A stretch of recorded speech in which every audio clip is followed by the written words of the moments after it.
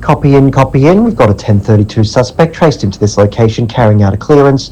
Checking west, clear. Checking east, okay, also clear. All right, boys. Approaching the door now, stand by. What?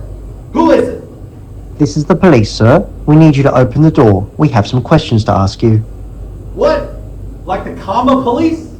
No, not like the Karma Police. Now open the door immediately or you will be in some serious trouble, you miniature-loving riffraff. Hey, man. Why are you gonna do me like that, man? Okay, we've got eyes on the suspect, dressed in a highlighter orange hoodie. Sir, we have a warrant for your arrest. We're going to take you to some... Suspect's getting aggressive. Suspect's not complying, taking him down. You want to play? Man. Get me like play! Why you look like a highlighter, eh? Why are you a highlighter? Why you look like a highlighter?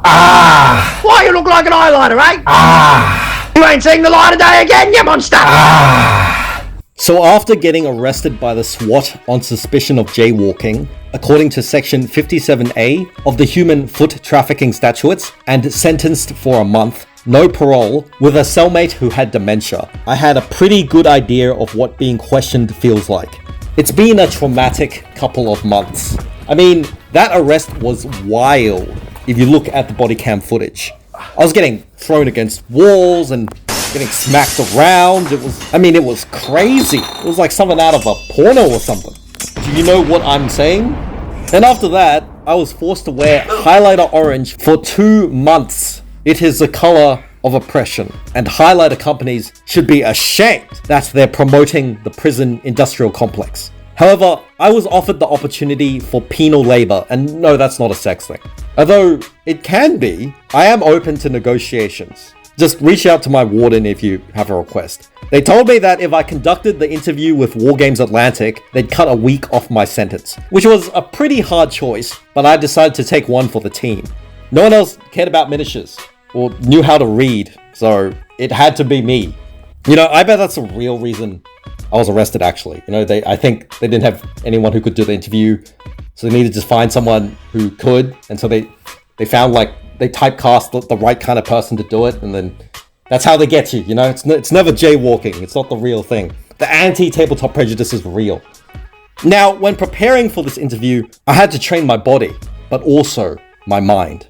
I considered the format of 73 questions with Vogue, but I wasn't allowed to leave my jail cell, so I couldn't just knock on their door. Also, their questions are mostly stupid. I considered the format of 21 questions, which is a more relatable format. I found 21 questions featuring the warrior poet Nate Dogg compelling.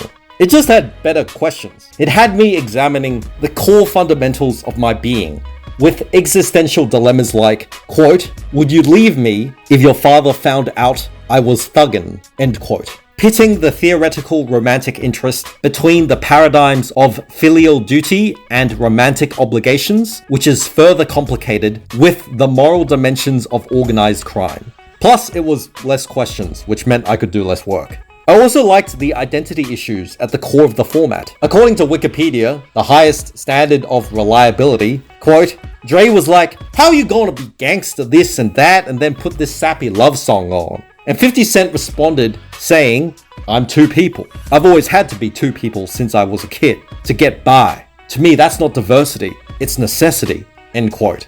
This goes to show that inside every man are two thugs, just like there are two wolves, which totals to a number of two thugs and two wolves, for a sum total of 4 incorporeal entities. I decided to compromise between both formats by settling on a grand total of 50 questions, a relative halfway point between 21 questions and 73 questions, both number-wise and thematically. This was to appease both camps and ensure peace between the formats, which is a metaphor for how we must behave in society, everyone. The most important tool is respect. During the interview, I forgot to turn the background effects tab off, and it stays on for the whole thing. So yeah. Also, near the end of the video segment of the recording just stopped working. Like, the audio was fine, but there was no more video. So, I think it's pretty obvious when it starts, because, like, there's a timestamp on the bottom left-hand corner, and if it starts, like, reversing or jumping, like, in time, it's not because I can time travel, but it's because I'm just like making new footage out of existing footage. So yeah, not time travel. It's just we're just making do with what materials we have. All right. Hi everyone. This is Max McDougall. I clarified his name earlier, so I know that's actually his name. And he is the digital products manager for Wargames Atlantic. That's right?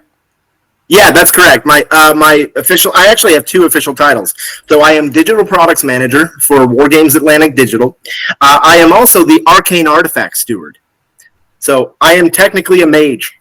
Okay, right. In my day job. He's a digital manager and he's a wizard. I'm Clio. I paint models. I don't really do anything important. Yes, just like a highlighter. You report on them. Yeah. I'm the scribe. I'm the current scribe for this one. I'm good with that. Yeah, you are a scribe. Well, good to finally talk to you. Yeah. It's good to. I feel very privileged to actually get an interview. It's very cool. You're welcome. Yep, we're happy to do so. Excellent. Do you want to? Oh, sorry. You go.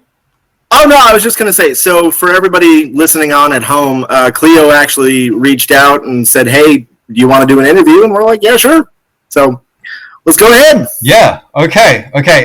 Is there anything else you want to introduce about yourself, or is that, you think that's kind of it? So I lead the Atlantic Digital team.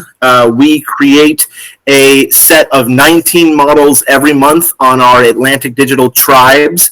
Tribes is a form of subscription service similar to a Patreon, but it is hosted on My Mini Factory, which has a handy-dandy little library feature to keep all of your files organized. So if you feel like picking up some of the models that you hear us talking about today, or just in general you want to check out what Atlantic Digital is doing, you can go to My Mini Factory and search Wargames Atlantic Digital. You can also go to our website at wargamesatlantic.com, and there's an entire digital section there. Great. Okay. Yeah. So let's start this off with something relatively easy. Okay. It gets increasingly complicated. It's like an exam. I'm scared.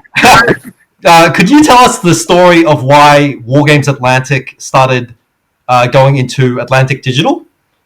Yeah, sure. So I sat down with Hudson Adams, who's our beneficent leader, or the chief officer, as you will, and I was just talking to him about 3D printing because I had been doing 3D printing for about a year at that point. And I'm like, this is becoming a big thing in the miniatures industry, and I really think that we should get into it.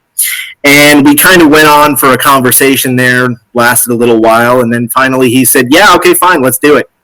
And so we started prepping for Wargames Atlantic Digital, and then it was launched in November of, I believe, 2022. I believe we've been doing this for 2 years now. So I'd have to go back and check the specifics, but I think it was November 2022 is when we first launched. And we've been going strong ever since.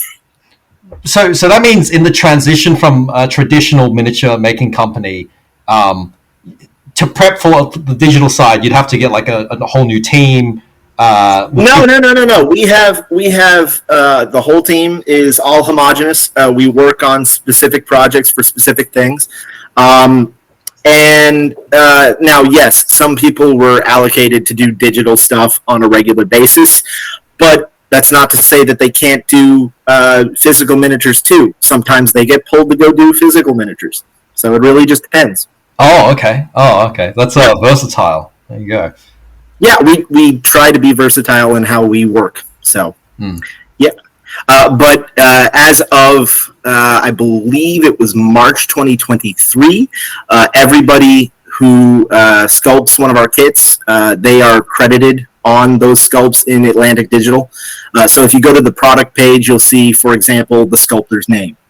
And if we have research assistants for specific topics, those researchers will be credited as well. Okay. Yeah, that's so we can see. Okay, that's cool. We can see who made what. Great. Okay. And so you guys with the you effectively have the Patreon model. Can you tell us what is the reasoning behind this monthly subscription model? Is it because like it allows you to kind of spread and make all kinds of different things and like get and like make whatever but guarantee a set number of sales? And would you say this model has been successful or? Well, I think it's been successful. We currently range between 800 and 1,000 subscribers every month. Oh, wow. There's a little bit of churn at the beginning of the month when people's subscriptions roll over and things. But generally speaking, we're roughly at about 1,000 subscribers monthly. We want to grow that, obviously. So success is something that's measured. But I think it's successful. As far as why we went into the subscription model, that's pretty much because it's become what I would consider the standard for 3D printing creators in the miniature space specifically. So you see a lot of people have Patreon models, especially if they're like a single artist or whatnot. And we just decided that's what we wanted to do. We wanted to integrate ourselves into that particular I guess you could say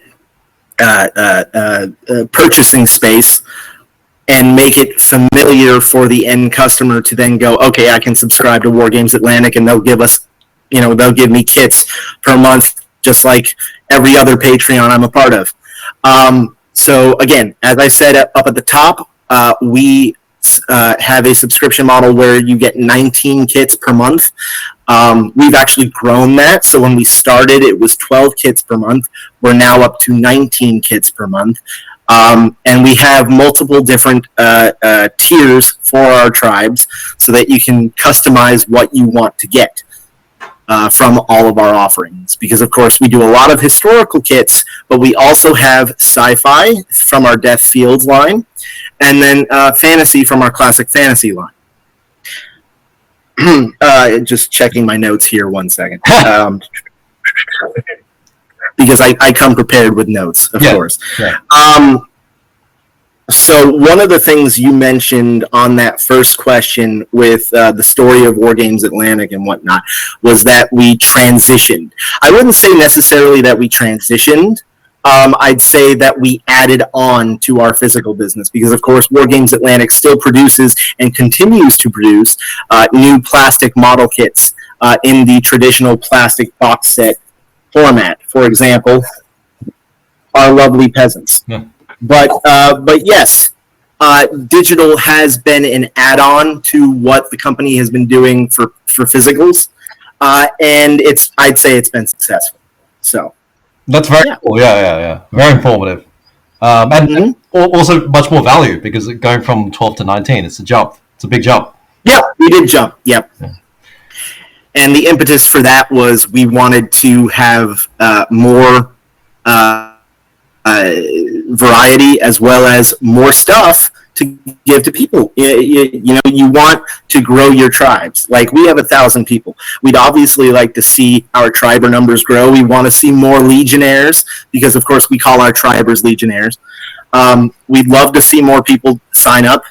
Again, it's 19 kits per month. You get a discount on our kits previous, like our previous catalog. So, for example, if you come in here in January, you can get a discount on everything from before January on the My Mini Factory store. Automatic. If you're a triber, you get that discount. And we just want to make it easy enough for people to either get our kits and give them enough value with those 19 kits per month that they stay subscribed. Because, of course, we want to make more awesome models for you. And if we don't have our subscribers, we can't really do that. Well, yeah, that makes sense. Great opportunity, guys. Jump on it. Exactly. Yeah. Mm-hmm. So, speaking of having more variety, you guys do everything from fantasy, science fiction, history. Do you guys try to balance the amount of models you make for each one? Or does the company try to lean towards any of these in particular? And obviously, you said that you guys have you guys go from digital and you also go traditional as well. So are the teams balanced for everything as well? Yeah. So the teams we get everything worked out on our individual workflow, and everything gets balanced out, so that's fine. As far as whether we lean in one particular direction or not, we do a lot more historical kits than we do sci-fi and fantasy, but that's already right out the gate in front of your face when you look at our tribes page. It is written out. We do 3 kits for fantasy every month. We do 3 kits for Death Fields every month. Death Fields is our sci-fi line. That's the range name. And then, of course, we have our different historical ranges based on different periods in history. So we have a certain amount of those. I believe it's somewhere in the 12 range. It might be 13. There's also a general accoutrements range, which kind of covers everything that's not in a particular historical period. But then we also have the remainder of the kits per month, which ends up being about 3 more, in a what we call medieval medley. So medieval medley gets you 6 kits total, and that's the 3 specific ones for medieval medley, and then 3 of the original historical range kits. I believe it would be Blood Oaths, Age of Chivalry, and Renaissance. Those ranges, you get those releases as well. And basically, let's see. I'd say that we're cohesive as far as the leaning towards one side or another. We definitely do more historical kits, but that's because we have a lot more historical periods to cover. Yeah, fair enough. But I mean, fantasy and science fiction is as broad or as wide as your imagination. So exactly, yeah. So we kind of limit how many kits we do for those per month, so they're not like overbearing on all of the other historical kits. So, yeah. Can I ask? Sorry. No. Go ahead. Yeah. Could I ask how does the company decide which miniatures to make as, like, say, a plastic box set versus an STL file? Is it based on market demand or internal discussions, or what? So that's basically all internal discussions between the management team. So myself, Hudson, who's, again, our big boss, Charlie Adams, who's our COO, Charlie, why did I say Adams? I'm so sorry. We're keeping that. Oh, man, I'm forgetting last names now, but sorry. Okay. Charlie, I apologize if you're hearing this. My bad, brother. But Charlie, who's our COO, is involved in those discussions as well. And basically, we all get seated every month, sit there, talk about it, and decide what we're doing for digital. As far as physical plastic kits, we have all of that planned out. So, yeah, it's basically what gets slotted in where. Things. But as far as digital goes, we sit down monthly and talk about it. Sometimes we leave it up to our tribers. Sometimes you'll see us post a poll that says what type of models, like what theme you want us to do on a month-to-month basis. Again, we've moved more towards a decision-based situation rather than leaving it as themes. Just because it was easier to plan and organize and make sure that we got models out on time. But yeah, it's a discussion every month. Okay, cool. Excellent. And so I would say personally that Wargames Atlantic have developed a reputation for making esoteric miniature lines from history. So why do you guys want to make such alternative miniatures away from the mainstream? And is it sensible? So as far as the financial sensibility, I can't talk to that. That would be a question for Charlie, our COO. Okay. But as far as why do we make such esoteric models? The easiest way to put this into perspective is we like doing things that haven't been done before. Because who doesn't like making a first of particular models? Who doesn't like making the first Joseon Koreans? Who doesn't like making the first of, say, Portuguese infantry? I mean, now Portuguese have been done, but I mean specific types of models for Napoleonics, specific types of models for anything really. Like, who doesn't like making a first? And that's one of the things we like to do, is make things that haven't been made before and fill out those areas of, say, the map, if you will, the map of the world, and then also the periods in history that haven't really been touched before.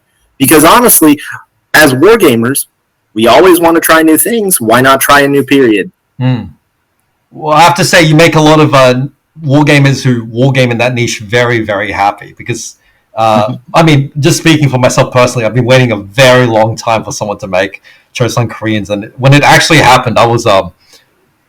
astounded is the right word. I was like, I couldn't believe my eyes, actually.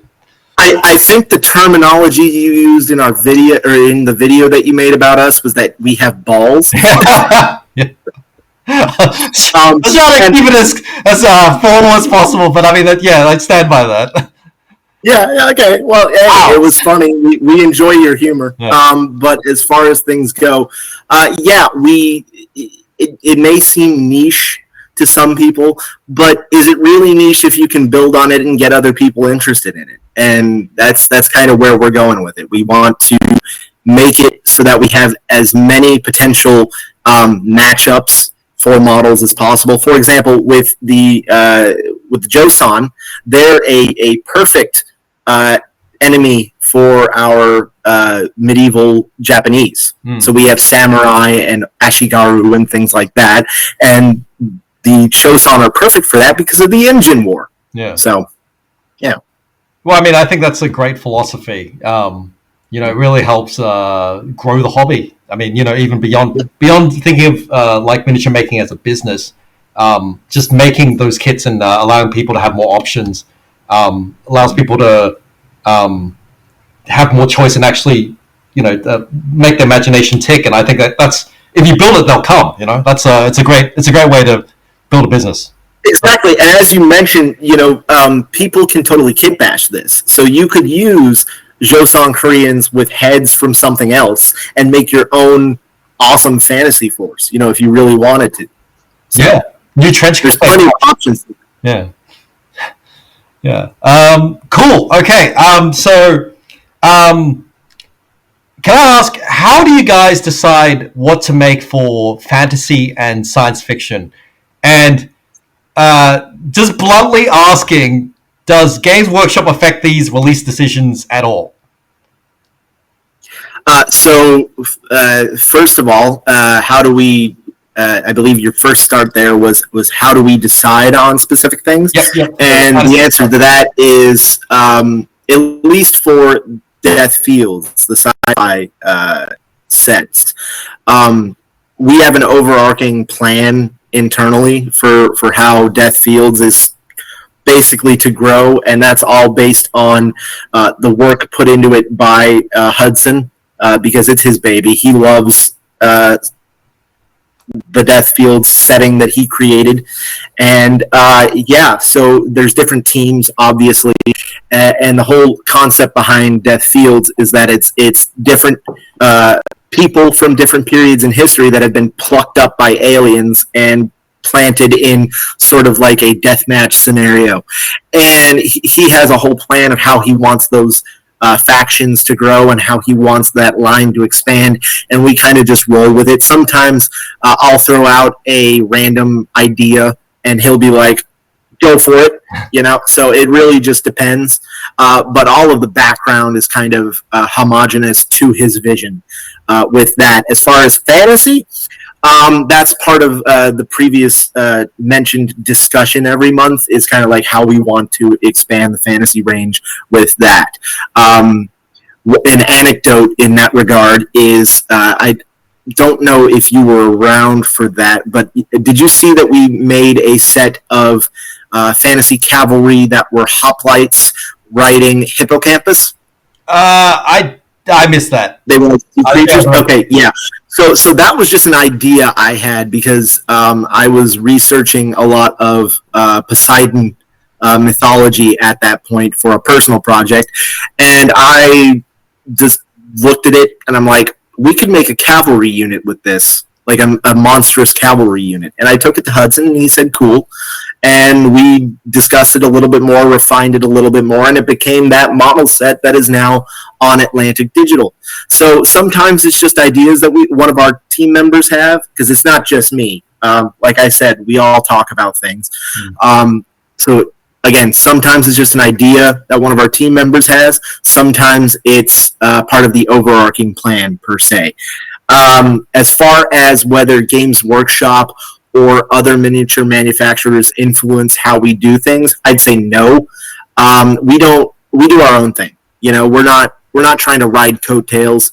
We're trying to make our own models and make our own ranges as big and as expansive as we can, and we don't kind of look at what they're doing to kind of piggyback off of that, because that, again, that's riding coattails, and I don't think we want to do that. Now, obviously, for a further explanatory discussion in that respect, I would say try and interview Hudson, but that's kind of where I know the company wants to go in that regard, and yeah, no, we don't look at what other people are doing. We just do our own thing.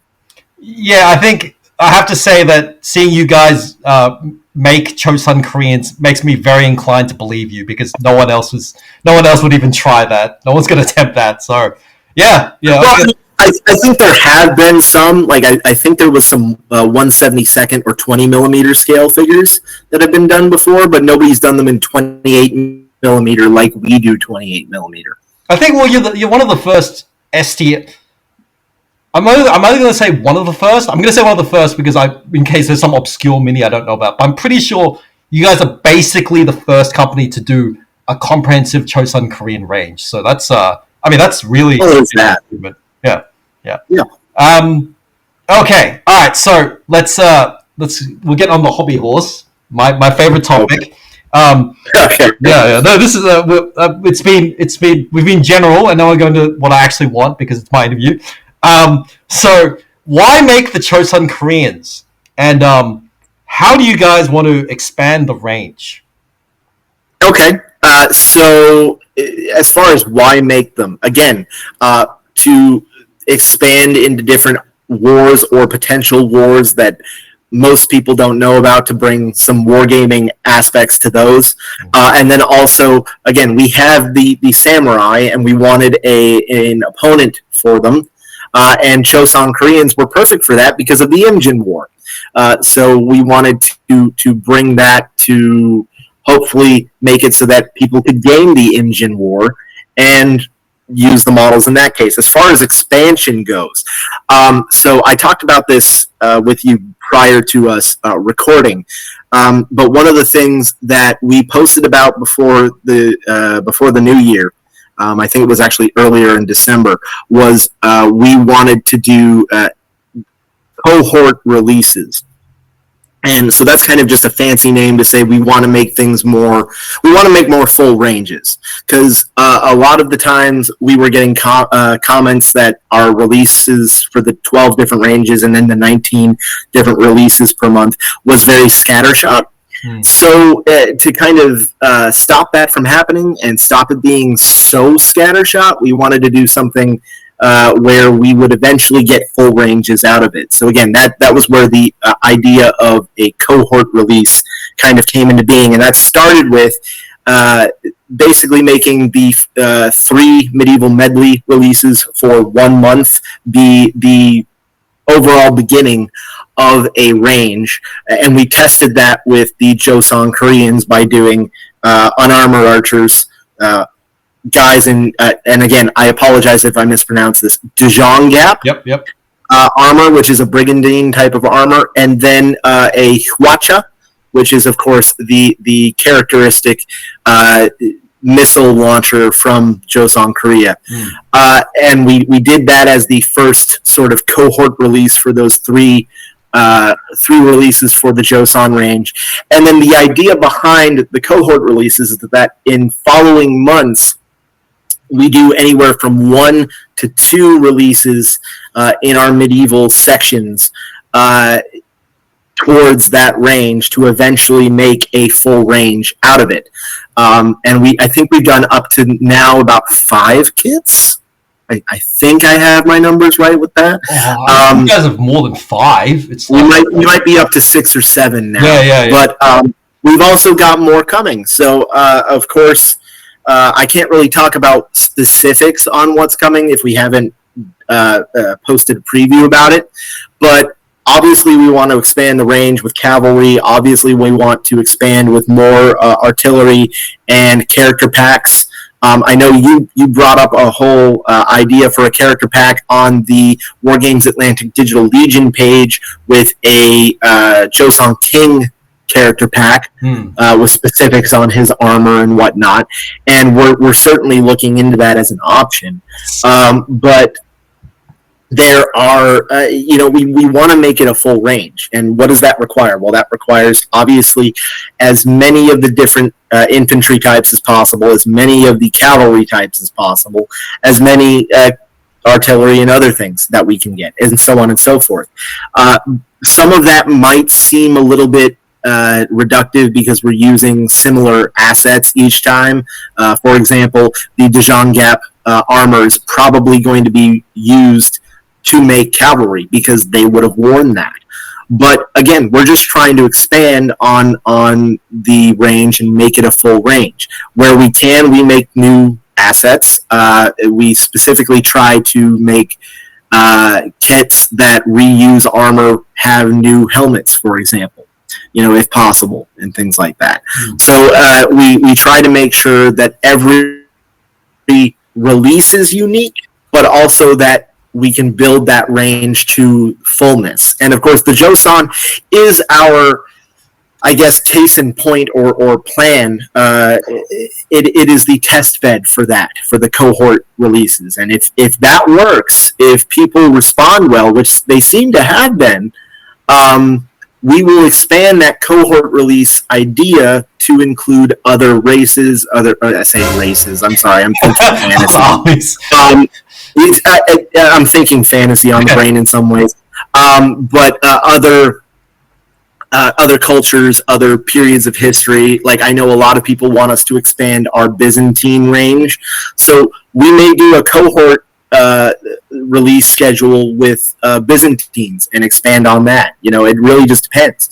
And obviously, our tribers can talk to us on our tribe's releases, either in the comments or even in the comments of particular comment sections of particular product pages, and tell us what they want. We also have a message board off of the main wargamesatlantic.com website where people talk to us all the time about what they want to see and where they want us to go. And while we're not going to just follow what people want, we will take that under advisement and plan accordingly, So but we want to expand and have full ranges so that people can eventually wargame entire wars with a full range of Wargames Atlantic miniatures. Yeah, I mean, I can see I really do like the idea of having cohort releases, because I did notice that some of your early digital releases did seem quite scattershot, which is very novel, because I like seeing all these completely unexplored ideas, but I can also see the benefit of grouping a completely new range together, so a wargamer can go, okay, I know what I can collect. I can see there's a range here. I can build an army out of this. Whereas if you have an obscure unit from an obscure subject, you might have that one unit, but you wouldn't feel like you'd be able to expand it. So it'd be you'd be limited to skirmish level war games, or just a fun unit to paint, but you couldn't make a whole army out of it. So I think it's a good approach. Yeah. So that's kind of where we're coming from with that, and yeah. Cool. Okay. All right. So you guys want to flesh out the Joseon Koreans, and you guys are interested in the Imjin War setting. So that means definitely. Yep, and possibly other wars in Asia. So that means you're interested in possibly developing the Ming? Yeah. So So Ming are definitely something we're looking at. I'm not going to say that they're coming anytime particularly soon, but that is definitely a possibility. We like to make potential opponents for everything, and if they were involved in particular wars, definitely. So, for example, with the Imjin, the Ming did provide troops, if I remember correctly, from research. So we would definitely want to add some of them. I can't say when they would show up, but maybe in the future. Yeah. Just on the topic of the Imjin War. Do you have a particular liking for of the factions? Like, what do you like about the particular, like the Koreans, the Ming, and the samurai? Do you have a particular? So, if you're talking me specific, Are you talking me personally? Yeah, this is my jam. I can talk about this for a long time. That's why this is my prompt. Yeah. It's like I'll let you say something so I can just start about everything. Oh yeah, understandable. So I love history. I love history entirely. I have a background in historical research. So I loved latching on to obscure wars that almost nobody knows about and just researching the heck out of them. I did that with the Imjin War, not to the degree that I have done certain European theaters and European wars, but I did latch on to the Imjin War a little bit because I loved the idea of the Japanese fighting against nations that they wouldn't otherwise not really do anything other than trade with. So of course you had the Imjin War where the samurai, the Japanese I should say, invaded Korea, and you get to see different types of Asian armor and weapons there that you wouldn't otherwise see. So people talk about different factions for Asian cultures and models that we could do, and a lot of people talk about the Mongols, but the Mongols have been done a lot.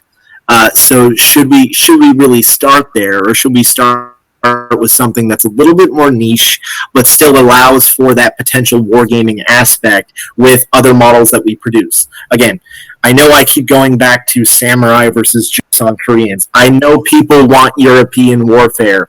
We're getting things together. We're doing the Italian wars. So it's not like we're just in a bubble with Asian warfare right now. But yeah, so as far as things that I like about it, I like the potential for showing off different armors, because before we started the Joseon Koreans, I did not really go deep into different armor types for Joseon. One of the things I absolutely love about Joseon Koreans, and this is going to sound so little niche, is their chainmail, because they tie it up the front. Whereas European chainmail is usually just a shirt that you drape over yourself. Yeah, it's like I find that so fascinating. Yeah. That between different cultures, that came about where they tie it at the front. I think that's awesome. Yeah, like it's like a variation on, like, the end goal is protection, and the technology is very similar, but they come about it. The process is slightly different. So instead of just like a shirt, it's something you button up. It comes about in different ways. Yeah. And I personally like seeing how different things developed in isolation, which again is I come back to that particular type of chainmail versus European chainmail, or plate armor versus, or just armor in general, weapons. Pole arms were used, but how did they differ from, say, halberds in Europe? And it's really interesting to see how things develop that way. Yeah, so this, I've got a personal interest in. I've got a lot of ideas right now, but just trying to whittle it down to something so I don't sound insane and start babbling. I'm quite interested in the way that, like, regions affect culture, because you see, like, for example, like so many similarities just by geographic proximity. Like Southeast Asia. I've done a little bit of research, and you see, like, similar cultural practices, similar terms, and this war in East Asia, the Imjin War. This is the only large-scale campaign where the samurai fought overseas, because every other campaign was an internal conflict during the Sengoku Jidai. So what I find interesting about Imjin War in particular, and why I'm so glad that WGA is like exploring it, is like you see a clash of cultures, of like cultures that have been influencing influencing each other for thousands of years, because they're all neighbors, and so they've had relations across many dynasties, and they've but it's mostly trade. Yeah, exactly. They've been trading. There's been diplomacy. There's been trade. There's been wars over thousands of years, and the Imjin War is just a particular period in the time span of all these relations. But then you get to see effectively the clash of these cultures that have been so influenced and have been in this complex relationship for so long. And I find that utterly fascinating, because you see like in this idea about cultural proximity, like the samurai developed armors. I'm gonna. It's going. No, go ahead, man. The samurai developed armors which were so different from their neighbors, right? Like with for example, the samurai helmets have the neck protection. The kabuto has the names back. Yeah, and the shoulder pads, and you can see inspiration from, say, Tang Dynasty armors with the helmets and stuff. But then they took that when Japan was influenced a lot by the Chinese Tang Dynasty, but then they just kept going with their own direction, and they started to decouple and do things their own way. But then China decided to take things in a different path, and Korea and China have had a tumultuous relationship where China has invaded many times over a succession of many dynasties. But then during the Chosun period, they're a vassal state, and so the armors they adopt are heavily inspired by the Ming. And during the Imjin War, they even adopt the Ming army organization and battle tactics when the Ming send their advisors over. So you see kind of a push and pull between these cultures, and I just find the visual manifestation of that in armors and weaponry, because I love aesthetics. I love seeing the aesthetics of miniatures and things. Seeing that play out visually is it's fascinating to me. I just love it.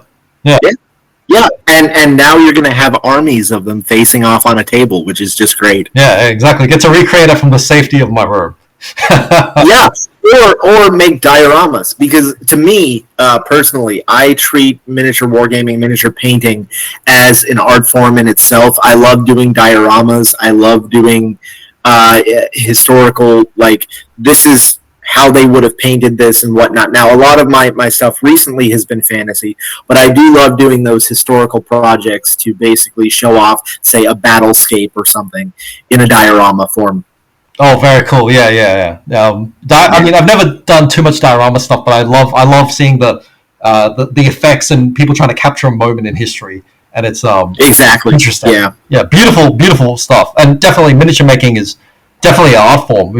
Anyone who does it, you can take it. You look at the painting competitions. It's some of the works are incredible. Yeah. No, it's just a different medium.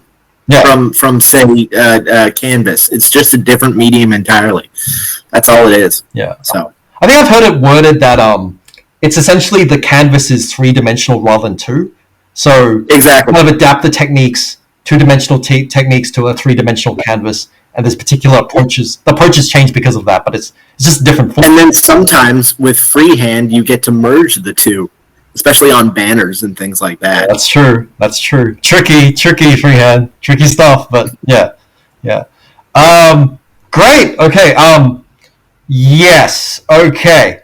Yes, I did want to say, you guys, so you guys want to make the Joseon Koreans as like to explore the Imjin War as a conflict and as a potential opponent for the samurai, which makes sense. It's cool. Yep. But I've noticed that you guys don't have many feudal Japanese STLs released at the moment. I believe there's 3. There's the samurai with the swords, with the yari spears, and the cavalry. There's also Onabugeshi. There's female samurai as well. Yes, you are absolutely correct. I forgot about that one. Yep. So there's 4, and I guess you guys do plan on expanding the range later. There actually are there's a couple more there too. We have a Japanese peasant set, which you could potentially use for Ashigaru or some Ashigaru, and then there's also an Iko-Iki set that we did, which could be like partially armored Ashigaru. Yeah. So there's a few more than that, but a lot of them don't get touched on because they were earlier kits. But we definitely want to expand both ranges. It's not just the Koreans. I personally want to see some more samurai kits released, especially with like Nodachi and things like that. Yeah, no, that'd be very cool. Yeah, I just no, you're all right. I forgot about the earlier kits. I was thinking about like Iko-Iki and stuff. Yeah, no, excellent. Yeah. Okay, so I'm going to list a bunch of potential historical factions, and I want to discuss the possibility and the likelihood of these any of these being made by Wargames Atlantic in the future. So it's a big list. So just because they're interesting and they're obscure and I think they're fascinating. Okay.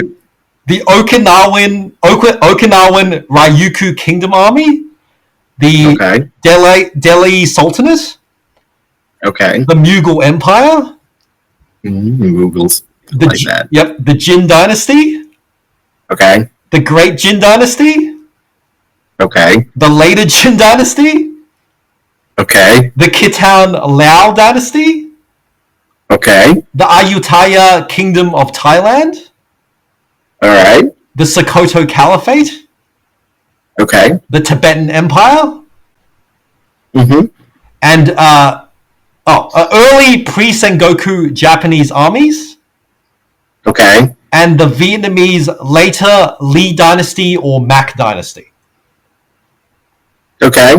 Yeah, so all very obscure topics, and more of a bent towards Asia, I have to admit. But what do you guys think of expanding to very, very different topic areas? And do you have an inkling of how you would do any of this? So first of all of those are good suggestions.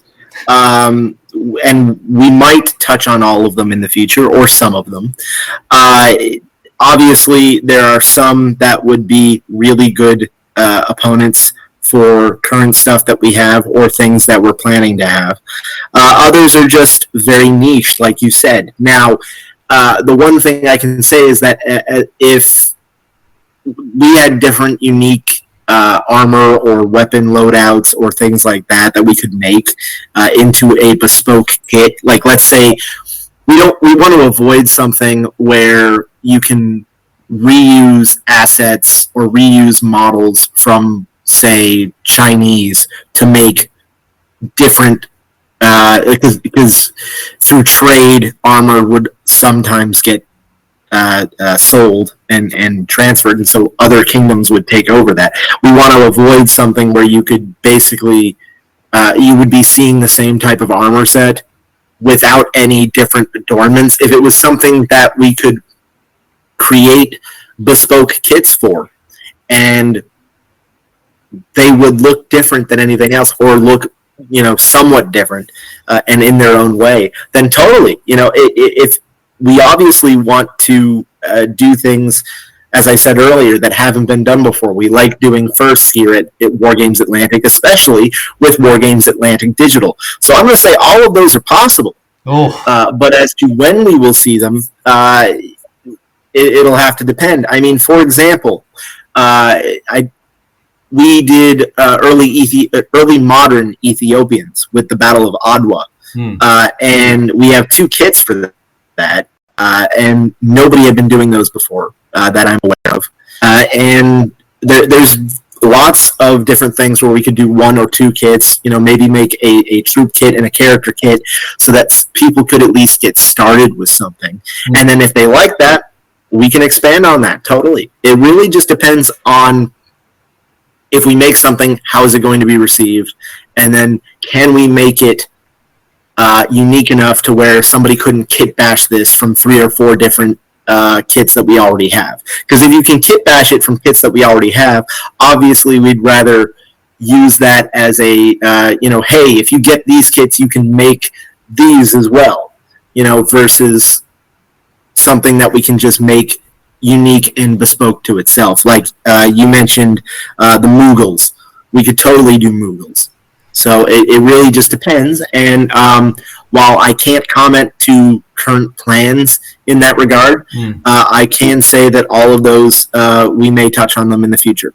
Yeah, I think, visually distinct is a great approach because I personally love to use green stuff to modify figures, and I convert things, and to wargame historical early modern Asian warfare, you have to kit bash a lot currently, because a lot of stuff just doesn't exist. So stuff which is really hard to kit bash, that makes a lot of sense.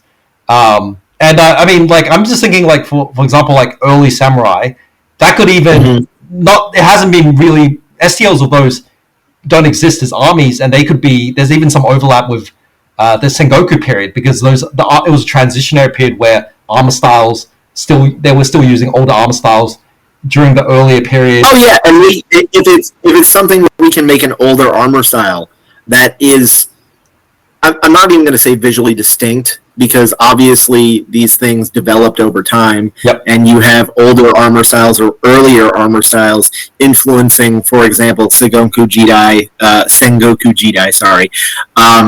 armor. We can certainly make early samurai. That's definitely something that's possible. And the question is, would it be something where people would just think it would be another iteration on our samurai, or where they would see it as, okay, those are a separate thing entirely because they're earlier, But it could be both. I mean, the point is that it could be. So it's kind of that's something that would influence our discussions, on what we want to make, because we obviously want to make something that looks good, but also that people can use. I think that's a great approach. Okay, so what army do you personally want to see, but you think Wargames Atlantic could not justify? I mean, it depends on what you mean by justify, but personally, Joaquin Murat as King of Naples and his Neapolitan army during the period of the Neapolitan War, which was a war that he declared on Austria in the later stages of the Napoleonic Wars. It was basically Napoleon had abdicated, and he was trying to save his throne in Naples. And so he struck out and attempted to fight against the Austrians. I think that would be really cool particularly because Joaquin was known for his penchant, per se, for really interesting uniforms. He liked adding flair to things, whether it's for himself or his troops, and I think they would be a really colorful addition to, say, the Napoleonic range, even though they're not strictly Napoleonic models.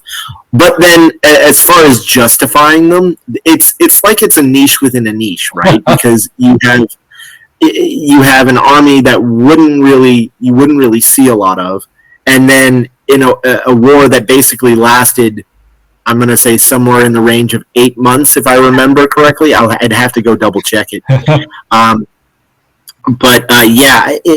Before he was defeated and forced back to, I believe he fled to Corsica, and then was eventually caught and trialed and executed by firing squad. But I think that would be something that would be really cool to see, but is it really something that we can prioritize versus, say, the Portuguese that we just released? Yeah, fair enough. So it's is it a niche within a niche, or is it something that is something that we could get to at some point, or something that would work right now? And that's kind of where we're at with that, as far as personal views on what I would love to see, and then what is possible. as just to follow up on that, because I'm just thinking like maybe a kit like that would be hard to justify because it's so niche. But then would Wargames Atlantic, and this kind of fits more broadly, then would Wargames Atlantic consider making kits like that, like niche kits, like as a dual kit, sort of like an option within a more mainstream kit? And also related to that question, for the historical ranges, how does Wargames Atlantic feel about experimental weapons or prototypes of weapons where they weren't really widespread, so they couldn't really form units of them, but they look really cool and like they could be used in a fantasy sense or pseudo historical sense? How does a company feel about that stuff? Well, okay, so as far as the company view, I can't really explain because I'd have to talk to my fellow managers to give you a company's viewpoint on that. As far as experimental weapons as an idea, we could totally do something like that. But it's one of those things, like you said, would it be used in units? Would it be used as a single thing? Mm-hmm. And so in that respect, I think things like experimental weapons would be better as something like a character pack where you get one or two models with that particular weapon style and roll with it that way. Because you can print as many as you want once you've got the files, right? Mm. So you could totally print a unit of... now, there's a particular Chinese multi-hand cannon that I'm thinking of, and I can't remember the name of it. Oh, it had like 5 barrel. The three barrel one? I think it was 3 to 5 somewhere in there. But there's a lot of crazy experimental weapons. Right.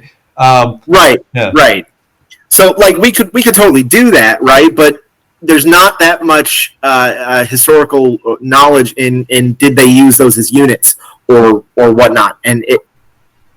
So would we do a full unit of that, or would we do like one example of that, call it a character pack, and then you can print it however many you want, you know? Yeah. As far as like specific armor styles and things, like I think you touched on just at the top of that question, we've done upgrade packs for our plastics in that regard. Like for our late Roman plastics, the late Roman legionaries with Lorica Hamada, which is the chainmail armor, we made an upgrade pack with basically arms that had manica, which is the like plate mail lamellar arm guards that the Romans were famous for towards the Dacian Wars. So we can totally do experimental armor that way because you don't know how many were in use and whether they were widespread. So why not just do an upgrade pack? That could also happen for things like I know you mentioned Ming, and I said I don't know whether we're doing Ming. I still don't. I can't tell you whether that's the case. But like for example, mirror armor with the same type of arm guards where they had the plate mail. You know. You don't know how widespread that was or whether it was just like higher end officers and troops. So maybe that's a candidate for an upgrade pack to a particular digital kit that we make, or to a plastic kit if we make a plastic kit. You know, it really just depends. But I think experimental stuff like that is better in small sets. It's definitely digital. It's definitely a great idea for digital because we can just do a small kit and say, hey, here's this. You wanted this as an idea.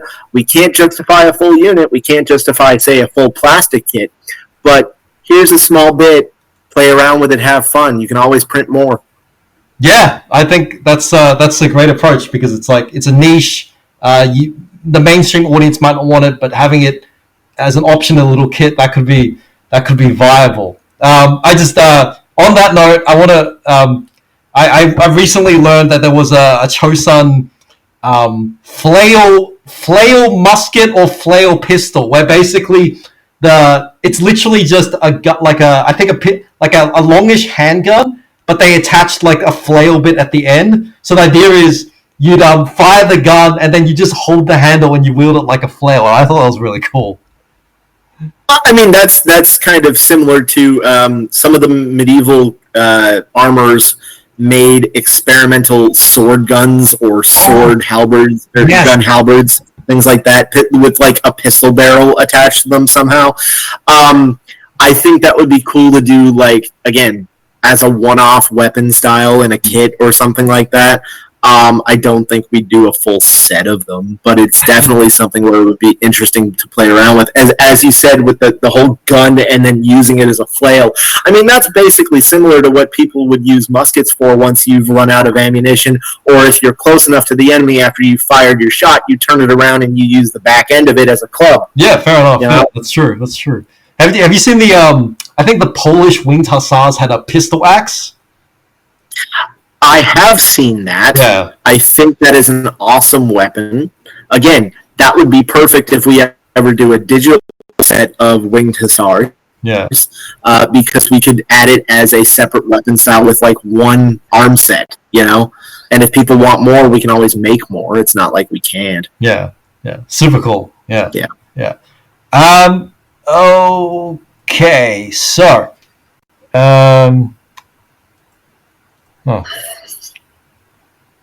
yes, okay. We just talked. Sorry, my computer just froze. I was like, all right. That's okay. Yeah, I was trying to give you an idea of what we just talked about so that you could find your place. Yeah. Oh, thank you. So you guys show that you listen to your customers through numerous examples on social media about changing existing models for better historical accuracy, and even like the fantasy models. I think you guys just changed the bulldogs, the front of the shirt coming. So yeah, I mean, I'm gonna ask, why do you guys make that kind of effort? I think I know, but why do you guys make that kind of effort, and do you feel like it has paid off? Well, okay, why wouldn't we? Because it's something that our customers are showing us feedback on. For example, you mentioned the bulldogs with the open shirt versus the closed jacket, and I sometimes things get missed in feedback. Some like internal feedback I'm talking about when we're making the kits. Sometimes things get missed. Sometimes we think things are cool, and then our customers are like, no, we don't want that. So we adjust. We go back and we fix things and whatnot, because why wouldn't we? Our customers keep us in business. We want to make sure our customer base is happy. We want to make sure they have what they want.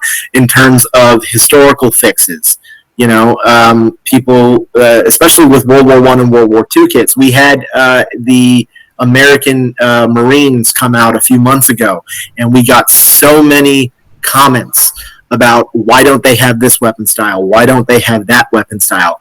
We just decided to go back and add, I think it was 4 or 5 different weapons with different poses, or to the existing poses, and basically make separate arm sets for them, so that our customer base could then be like, okay, this kit has everything I want. We're happy.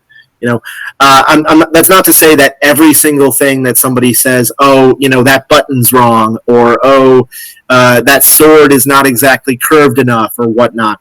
Not everything gets fixed per se, but we take everything into account.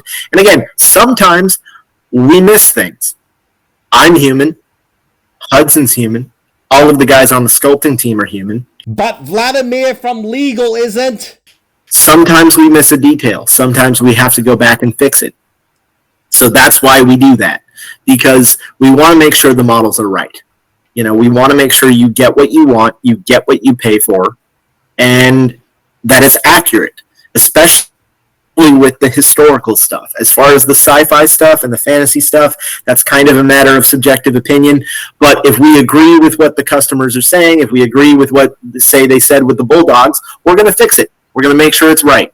It's a good it's a good approach to listen to your customers. I sound like I'm just saying a truism. It's like, obviously listen to your customers, but not every company is willing to go to the lengths of making 4 or 5 new weapons, So I'm just saying it's kind of, I'm finding it's really good that you guys listen, but it's also a bit above what I would expect a lot of miniature companies to do. So it's cool.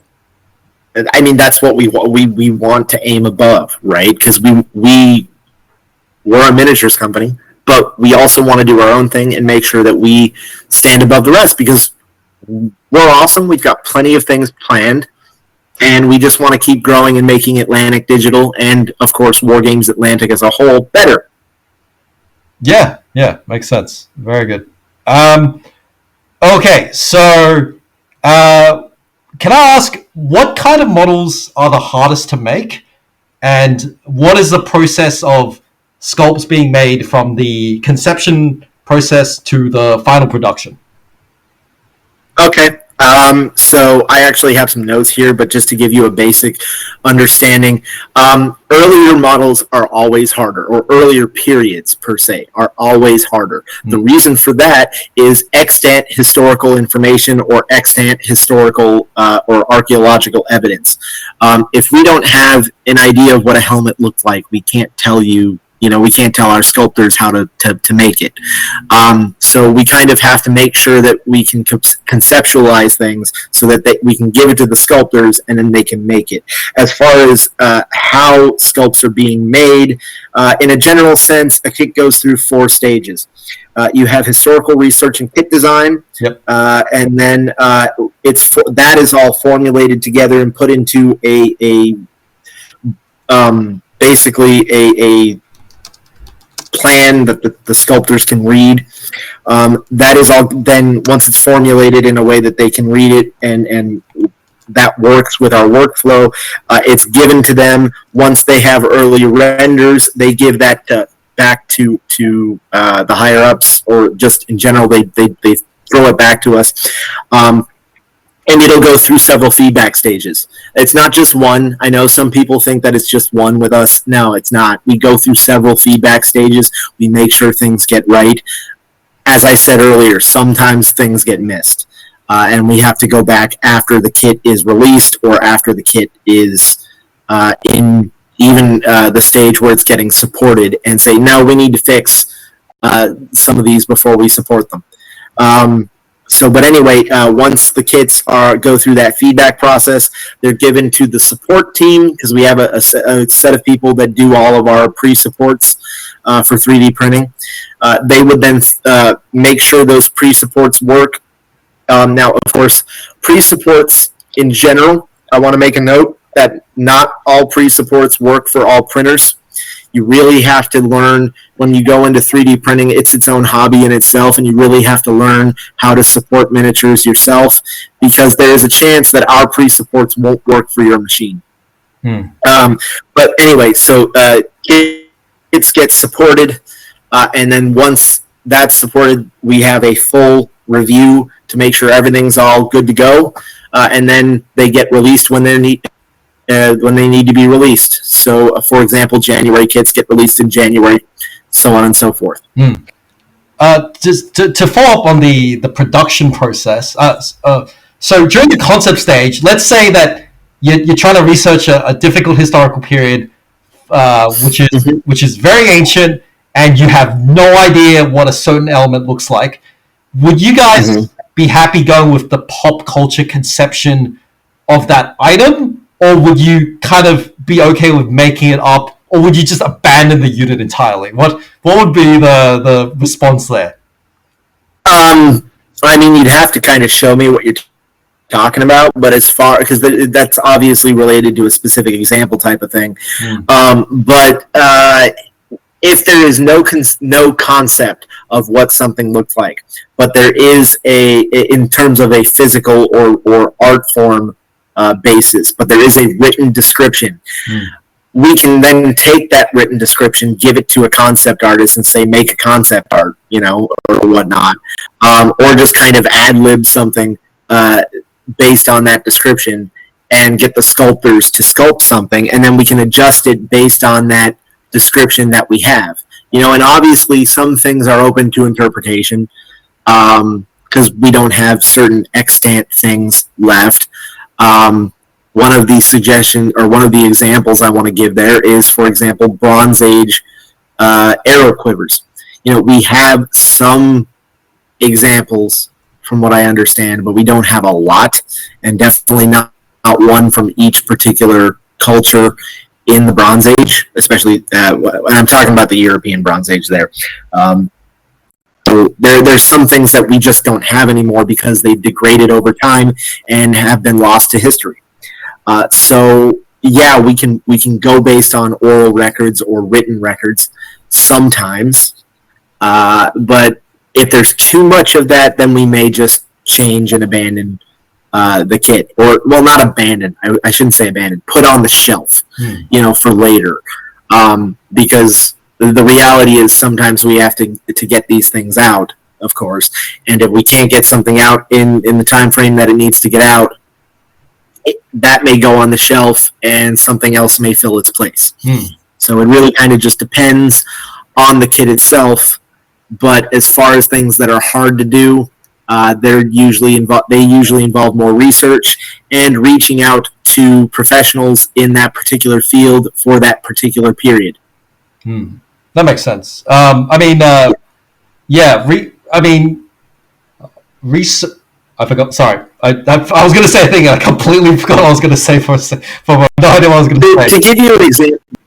To give you an example of one thing, the Mississippian armored infantry that we just released. Oh, yes. Right? Yeah. So there is almost no extant materials that we have. I mean, there's some things, but a lot of what they did was wood and wicker and things like that. And not all of that survives because of climate and archaeological degradation and things like that. So I worked with Mark Sanders, who researches the Mississippians, and Mark Sanders was able to give me what he has as far as reference material, and some of that was concept art that he got made for a paper that he wrote, and so we would base. Part of that unit was based off of that concept art, and that's mainly because that's what we had. Is it strictly 100% historically accurate? We'll never know. Yeah. Is it the best possible thing that we could do? Yes. So we went with it. Yeah. No, I was interested in that unit. I was trying to research it myself. I couldn't find very much actually. So I was like. So the Mississippians, they started obviously on the Mississippi Delta, but that culture spread out, and then you basically influenced other native cultures in the U.S. So you get a lot of cross-pollination with things, especially in the farther reaches of what the Mississippians controlled, and it was really interesting to research that. But yeah, you've got to do some delving to get the actual information. Do you think you guys? I mean, now we're. I mean, just to actually continue on this topic, do you think you guys could make more units on it because there's so few information out there? Because we barely know anything about it. Units, maybe. Definitely character packs. We could do character packs, but again, with that, you're looking at cultural. Different things with their culture, and we want to make sure we get that right and respectful, similar to the Koreans and things like that. Any culture per se, we want to make sure that we honor that correctly, so that we don't have people concerned about our depictions. Yep, that's fair.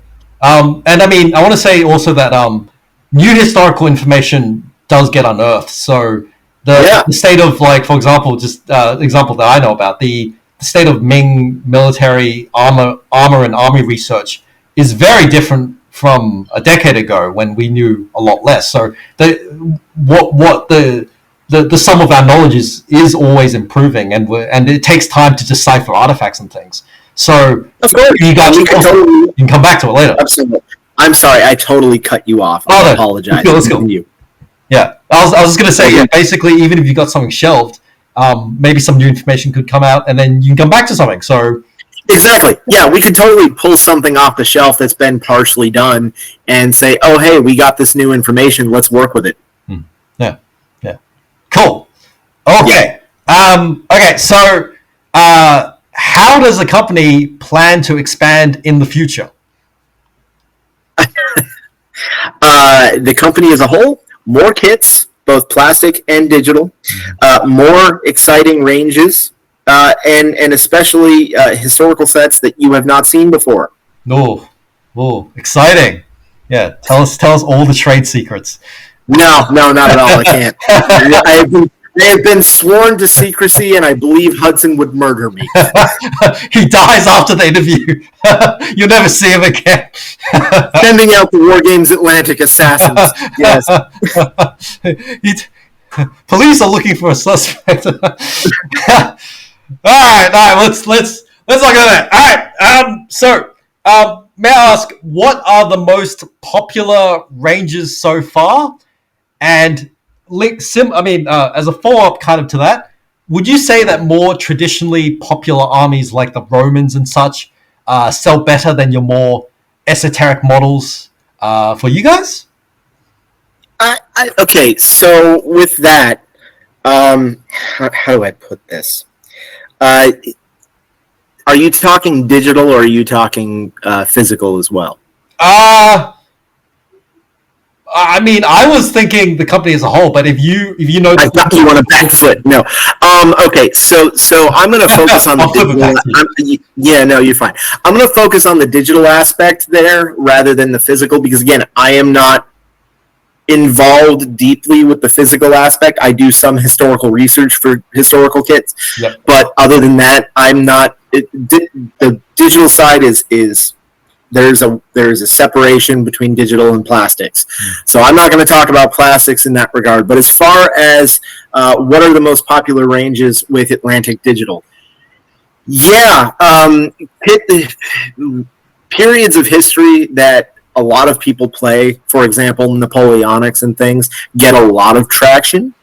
But a lot of people like the fact that we're doing esoteric kits for those periods. I mentioned the Portuguese earlier, but they've gotten a lot of mention because you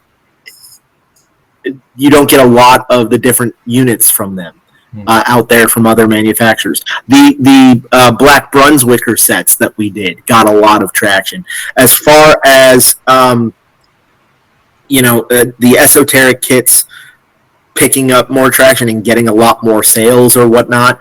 I can say a lot of people have picked up our Bronze Age range kits. So from First Empires, we've been slowly expanding the different. I'm not going to say separate sub ranges, but the different cultures for the different Bronze Age locales. So the Assyrians, your Sumerians. The Sea Peoples we did were really popular, things like that. Bronze Age definitely got a lot of traction, and we've seen a lot of people like them quite a lot as far as the miniatures go. Okay.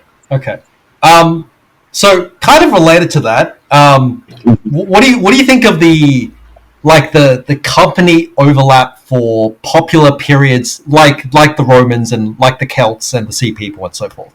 Because what I mean by that is a lot of companies know that wargamers like these periods, so a lot of companies will make kits like Romans, Celts, and Sea People, and I can see the positives in the sense that they're iconic and so many people play them, so there's a lot of demand, but there's also a lot of competition. So does WGA have strategies to compete for popular ranges, or is it just so first of all, I'm going to clarify something. It's the acronym is not WGA, it's WA. Wargames Atlantic. Okay, all right. A lot of people add the G. No, you don't have to say sorry. You're good. A lot of people add the G, but for us internally, it's always been WA. As far as your question, there's always going to be some competition with some ranges, right? Especially Romans. Yep. You get a lot of Romans out in the miniature wargaming period because they were a massive empire that lasted about 1,000 years. It happens. The key there is that we still do, as I mentioned earlier, our own thing. Right now, we're expanding with late Romans, especially in digital. And we do different types of armor that you wouldn't see from a lot of the other manufacturers. I know, other companies have been releasing some things, but does that affect us? I would say no, because again, we're doing our own thing, especially with Wargames Atlantic Digital. I haven't seen another mainline Wargames manufacturer that does plastics go as deeply into the historical periods in digital as we have. Yeah, that's fair. I would agree. Okay, so now this feels like a job interview. What do you guys think you could do better as a company? What are your weaknesses? Okay. Yes, it does sound like a job interview, but that's okay. I have a job; it'll be fine. As far as what are the things that we could do better? Atlantic Digital specifically has been working on getting our monthly releases out at the beginning of the month. This has been an issue. We've had certain things come out like 5 or 6 days after the monthly changeover, and we have done a lot of work internally to make our processes better so that we can get these things out quickly. Not so much that we're speeding through our process, but that our processes work better so that we get things out on time. And that has been a challenge for us, again, because when we started Atlantic Digital, we hadn't done any digital STL selling prior to that. So we had to basically pick that up from, I'm not going to say scratch, because I knew a little bit about the industry per se and how things worked. But we kind of had to go, okay, this is how we're doing this, and then iterate over time to try and figure out and change things to make it fit what our customers expected, because a lot of people, especially with that subscription model, want to see their models out on the first of the month. And I get that. I completely do. We have been transparent, or attempted to be transparent with how we are releasing things. We let people know when things are delayed, when things have had issues that we've had to go and fix up. For example, you mentioned the bulldogs. They technically should be released because it's January. They are getting supported because we had to do the resculpts for the torsos. We've had to resupport some things, and we found during that supporting process, we found some technical issues with one or two of the files. That happens sometimes. Sometimes we're doing our final stages of prepping models for release, and then we find a technical issue that could cause a failure. We obviously don't want to release something that could fail on somebody's printer, because that could be potentially catastrophic to that person's printer. They could lose their FEP. They could have a problem that causes damage to their LCD screen. They could have a problem that damages the FEP, and then resin gets on their LCD screen. We don't want that. We want to make sure that our kits are as good as possible before they get released to the public. So again, when we have things like that happen, where we have an issue that needs to get resolved, we do it before it gets released, if at all possible. And sometimes that means kits get delayed. We try to be transparent with it. I posted an update the other day about what kits are where in the release schedule for January. And if anyone has any questions, they can always ask on those update posts, and we'll respond. We may not be able to give a definitive answer of, they're coming out on Friday, or they're coming out on this date, or whatnot. But we'll give you a basic overview of when we expect that situation to be resolved.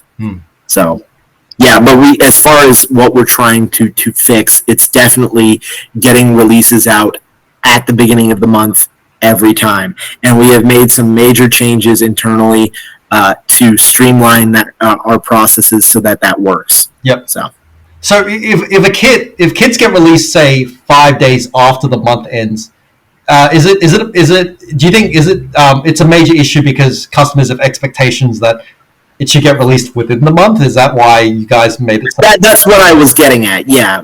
People obviously want their releases. If they're a subscriber, for example, December, they want their releases in December. Yeah, that's fair. I completely, as both a member of the team and then also as a miniature hobbyist myself, I understand that from both sides, right? So I've made changes. We've made changes as a team to make sure that we can get stuff out every time as soon as possible at the beginning of the month. Now, again, we're having issues occasionally where things get delayed, but when that happens, we're going to be transparent about it as much as we can. Yeah. You know? Yeah, good approach. Be like, sometimes you got to fix things, but if you about it and you try to improve it, I think that's people will be forgiving. And it's not like we're trying to say you're never going to get your models. If you pay for something, you're going to get it. It just sometimes it may take a day or two or three or what have you. But we will be transparent with that to make sure that you get the models that you pay for because you want them, and we understand that. Yeah. Good. Okay, so what do you guys think of the competition? Do you think of the competition? And have you considered collaborating with other companies, or do you just want to do your own thing? Yeah, okay. So, as I said earlier, we try not to base our work on other companies' work because that would be writing coattails or just iterating off someone else's ideas. We don't want to do that. We want to do our own thing and be Wargames Atlantic. We've collaborated with plenty of other creators, though this has mainly been in the plastics section of things. For example, Mark Mondragon from Iron Core, we've done a whole bunch of plastic kits for him, and I believe that's continuing. And that's just an example, but there's others that we've done. Reptilian Overlords did their Space Nom in plastic with us, so we definitely collaborate with other creators. But as far as what do we think of the competition, we don't. We just think about what we're doing and make sure that what we do is the best it can be. Yeah, fair enough. Do you guys go to conventions? Do you ever put on show games to show off your models, or? So, yes, we do go to conventions. Normally, we do not have our own booth per se. We like to go to support other people that we are associated with. For example, in the UK, when they have their game expos, I believe we shack up with Sarissa Precision, who does our distribution over in the UK. And as far as show games and things like that, we've discussed that. I don't know if we've done any show games. I know that it's something that we're looking into. I would certainly personally love to put on a show game. I don't know if you know much about what I do personally, but I also will put on the occasional paint and take table where I help people learn a particular historical period, but then also give them a model to paint. For example, the last one was late Romans, and we painted some of our Wargames Atlantic late Romans. So, I mean, I love that concept of engaging with people at a convention or at a meeting that you normally wouldn't think of, or even if you would. That I like the engagement aspect of it. Yep. But whether we'll do it as a company is something that's to be seen, and it's something that we're discussing, but I can't speak to that. Okay, something to look into. We'll see. Yeah, exactly. It's something to look into. I'll mention it to the guys, and we'll talk about it. Okay. That kind of wraps up my company questions, but I've got some more questions about your hobby stuff. Okay. Yeah, we're venturing to that more personal side. Personal side. Yeah, here we go. Get to know Max. Get to know Max. The Max. All right. Yeah, the in-depth article. So, Max, what's your personal favorite range? And does that influence product releases? One, not if I can help it as far as the product releases aspect of that. I try to keep my work and personal enjoyments separate, though I will strongly lobby for specific kits to be released. I definitely do participate in the cheering aspect of Vox Populi, which is a program that Wargames Atlantic does where our customers can choose our next plastic models. I certainly love to talk about what I would like to see next in plastic from the company. As far as my personal favorite range, that would be the Renaissance range, and specifically only because of the Aztecs. I, for the longest period of time, wanted to see plastic Aztecs in a way that you probably wanted to see Joseon Koreans in miniature. Aztecs have been my thing. I love the Aztecs. I love the fact that they have 19 to 20 different warrior types, all with their own separate equipment. And I wanted to see that range done justice, and I think the plastic kit does a great job. It doesn't get everything. There are certain models that I would love to see either in plastic or in resin printing, but we've also added to the Aztecs further than that plastic kit.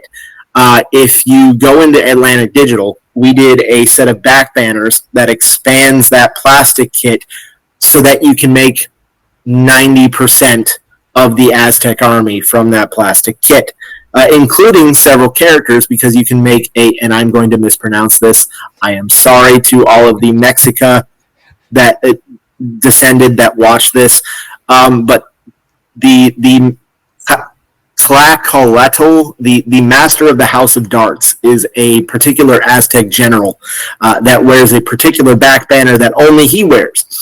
And I wanted to see that made, so we added that to that resin back banner kit.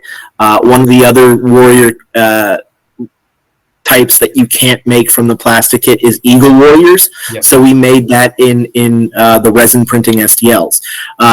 Did my love for this faction influence our product decisions? No. I brought them up to the team and I said, would this make sense if we made this? And it made sense at the time, so we made it. I'm not going to say it influenced it yes or no. I'm going to say I brought it up and it was agreed to. Cool. So remind me, do you guys make Mayans and who are the... Is that a thing? So I can't remember. Yeah, so no, we do not make Mayans, not yet, at least. That's always something that could happen. The issue with other warrior or the other cultures of the Yucatan and South America in general is, were they warlike? A lot of the time they were agrarian. They didn't really fight that much. The Aztecs were one of the big ones that fought with a lot of their enemies, a lot of their neighbors. So you have a lot more like warfare type stuff that you can do with the Aztecs. Are Mayans something that we would look into? Again, similar to our other discussions about niche ranges. Sure, we could look into it. I'm not going to say whether they'll come anytime soon, but it's certainly something that is possible. Okay, we'll have to see. We'll see. Yeah. Okay, so wargamers get into the hobby for all sorts of reasons. Like some like the narrative of history or the made-up universes and recreating pivotal stories. Some like the aesthetics of armors and costumes. What do you like about the hobby? I love the art. The concept of it as an art form. I love painting. It is relaxing to me. Do I like gaming? Yes. Do I like rolling dice? Yes. Shiny math rocks are a thing, and people should respect that. But to me, it's always been the artist side of the hobby rather than the gaming side of the hobby. I love being able to take a model that is gray and plastic, like this peasant, and turn it into something like these knights. You know, obviously it's a different model than that peasant, but they're painted, and I love bringing color to models. I think it is an amazing art form that it's not like a 2D image like you would get with a canvas. You know, it's not, you've got that 3D physicality of it that just, it's so awesome to me. because you get to see the full view of what that particular figure in that artwork would be, you know? Yeah. I mean, I like the aspect of the physicality of a model, which separates it from video games. I will say I find painting stressful rather than relaxing. So when I'm like, for example, if I'm working on something very tricky and I'm just getting stressed out, it's a whole different thing. But I respect the sentiment. Yeah. If I may, I don't know if this will help you at all, but realize that you can always get another model. So even if you're working on something that's highly detailed, use it as a practice, because you can always either get another one, or you can strip that model and strip the paint off it and start again, and start from essentially a blank canvas. This hobby is lovely because you can sit there and just practice and practice and practice. And eventually, you may not learn every single technique. I certainly don't know how to do non-metal metallic. I will probably have a hard time doing that for a long time. But is it something that I would practice and learn? Sure. You know, you can take a box set of 30 peasants or 30 knights or whatnot and go in there and take it one model at a time to play around with and learn new techniques that you otherwise wouldn't, and then your hobby toolbox per se is so greatly expanded. You know, it's like a lot of people sit there and they look at something that's super detailed and they're like, I'll never be able to paint that. And to me, it's take it one step at a time, paint it by numbers, paint the leather, paint the metallics, paint the fabric on it, you know, however you want to do that, and take it as slow as you need, because it's all learning, you know? Yeah, and it's a hobby. Like, you're meant to enjoy it to some respect. Exactly, and even if it's frustrating at first, realize that it may be frustrating for that first model, but by the 5th or by the 10th or by the 30th, you should have some practice on time on the paintbrush, and you should be able to, and I'm saying should a lot, but I'm just going based off of experience here. I was much better with my 30th zombie than I was with my first, for example. You know? So it's all about learning new techniques and playing around with the paint. And it may be frustrating for the first model, but just take it one model at a time. Yeah. And you'll get better. You'll get better. You'll improve, yeah. And it'll be less stressful over time. Because you'll be like, oh, I know how to do this. Okay, dun dun dun dun dun. Well, that's fair, actually. Yeah. Once you have a bit of practice, then you're not freaking out. It's about starting. A lot of people call their pile of unfinished models their pile of shame.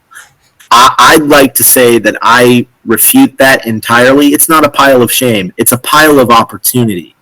It's a pile of opportunity to take something from it and learn a new technique, or learn better how to do something you already know, like layering or highlighting or what have you. Well, I would say my room is full of opportunities. Too many. So is mine, unfortunately. So is mine. I have a lot of opportunity. They really are looking at me. I understand that completely. Yeah. Cool. What kind of armies do you personally collect? And what are your favorites? And what are your favorite kind of armies? Yeah, so I do a lot of different things. Oh, yeah. My favorite thing entirely is converting different models and doing like little conversion projects.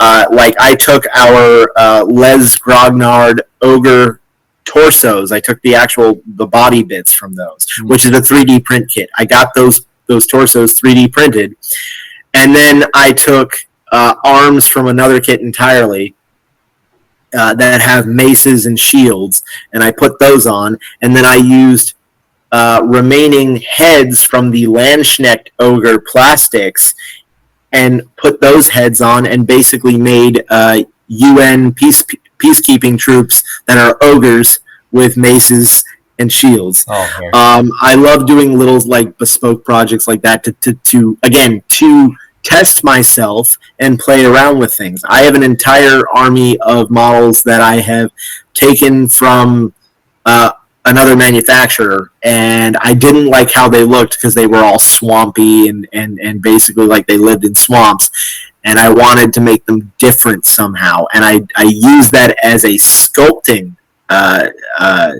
test bed and learned how to sculpt better from that with green stuff.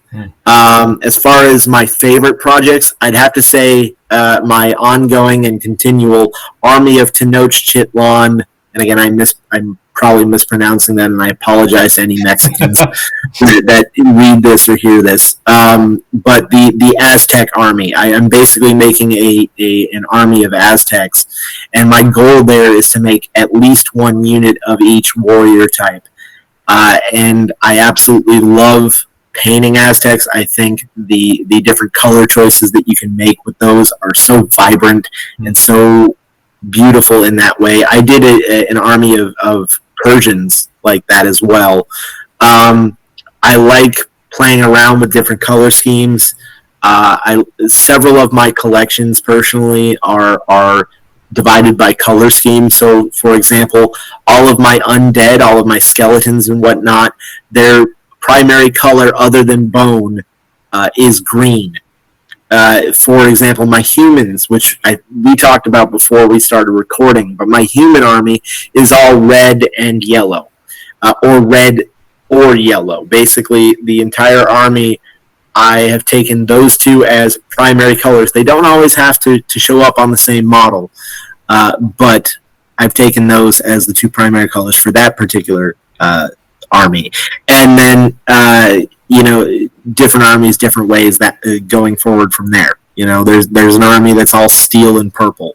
It's basically just playing around with things and trying different colors, trying to see what works, trying to see what I like, and going from there. And if I like something a lot, I'll keep going with it. Cool, yeah. Organization by color, it's cool units, building what you feel like, yeah. Good. And then, there's some that are just, historical projects, like I want to build this army from this war or this unit from this period or whatnot. I did that with some War of the Spanish Succession plastics that I got from Warlord. I made a French army out of those. It really just depends. Are they my favorite? No. I love the stuff that we make at Wargames Atlantic and Wargames Atlantic Digital. But did I enjoy painting them? Sure. It was a challenge and it was fun, because getting a historical uniform correct is a challenge. I don't care how easy that uniform is or how easy it seems. It's always a challenge to make sure everything's correct. And it adds a little bit of extra time and a little bit of extra involvement to it. So it's taking it by project rather than by specific style or whatnot. Yeah, collecting historical armies, I've noticed that I've had to be a painter, a modeler, and a historian. And I didn't sign up to be a historian, but now I've ended up, sometimes I just end up being one for like, oh no, I have to Google translate all this Korean now. I've started learning random Korean phrases just by studying Joseon history. It's weird. It is funny how the rabbit holes start forming. Yeah. It really is. Yeah. You don't know where it takes you. Okay, so last question. So we're at the end. Oh my. We're at the end. Here we go. End of interrogation. All right.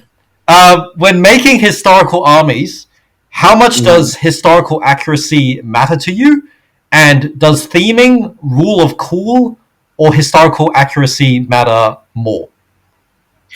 Rule of cool always matters more. As far as how deeply I go into historical accuracy. There's a limit to it. I mean, yes, if I'm doing a historical project, I want everything to be as historical as possible. However, I am not one of those people where a coat needs, like, if a coat is prescribed in the regulation manuals that it has 8 buttons, and the model only has 6 buttons, I am not going to be that historical wargamer that goes in and sculpts 2 extra buttons. No.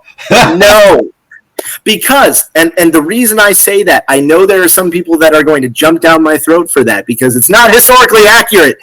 That's okay, because this is a model, especially for my purposes, it's 28 millimeter or bust. I mean, I'll do some 54 millimeter scale models, and I'll experiment with other scales, because again, that's another form of challenge. Yep.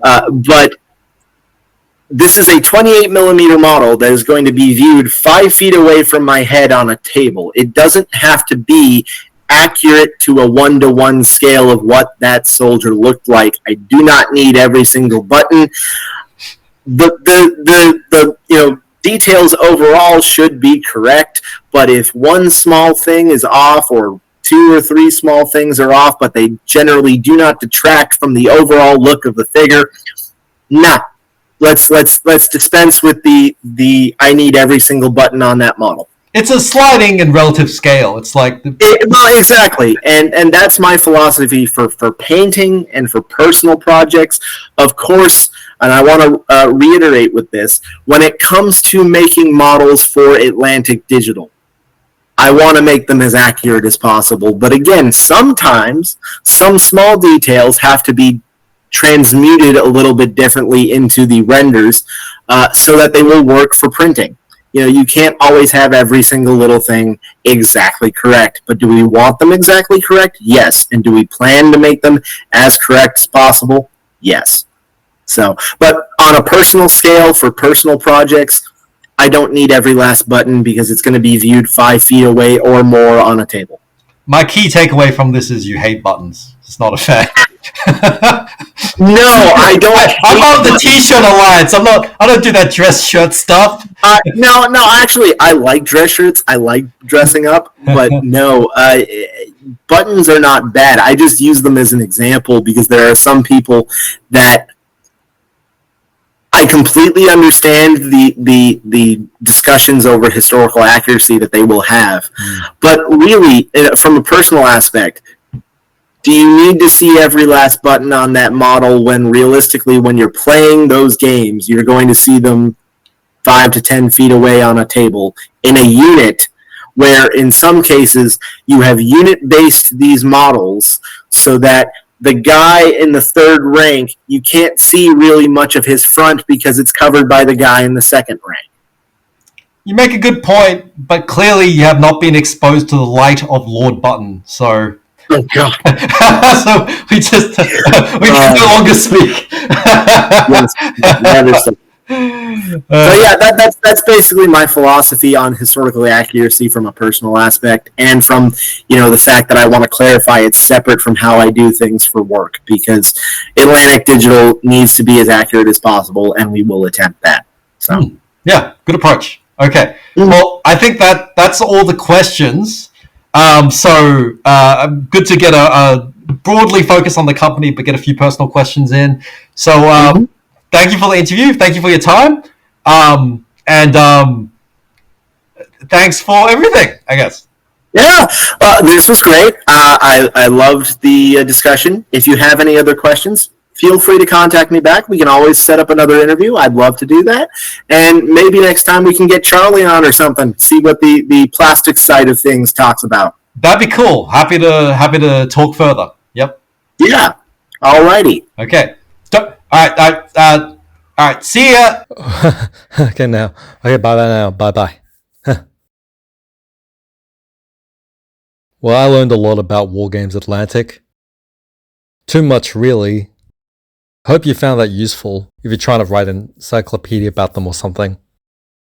That was a thrilling experience, and I hope that you found it thrilling too. I'd like to give a shout out to my Patreon members, the Command Bunker and Mikhail Belousov. They are both interested in samurai and the Imjin War, so many thanks to both of them. It would help if you pressed the on button.